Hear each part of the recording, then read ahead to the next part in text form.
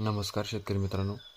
आपण आपल्या शेतामध्ये सोयाबीनची पेरणी केली असेल, तसेच इतर पिकांचीही पेरणी केली असेल, तर त्यामध्ये अळी, तसेच फुटवा कमी होत असेल, सोयाबीन पिवळी पडली असेल, तसेच इतर पिके पिवळे पडले असतील, तर त्यासाठी आपण ही फवारणी करायची आहे.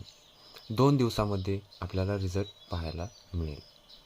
त्यामध्ये अळीसाठी आपण इमॅमेक्टिनचा वापर करायचा आहे. म्हणजेच इमॅमेक्टिन बेन्झोएट हे 5% SG कीटकनाशक आहे आणि नॅनो युरिया 100 ml प्रतिपंपासाठी घ्यायचं आहे आणि 19-19 100 ग्रॅम हे प्रतिपंपासाठी घ्यायचं आहे. त्यामध्ये आपण स्टिकर 5 ml घ्यायचं आहे आणि त्याची फवारणी आपण करायची आहे. 100% आपले 2 दिवसामध्ये काळोखी फुटवा येऊन जाईल.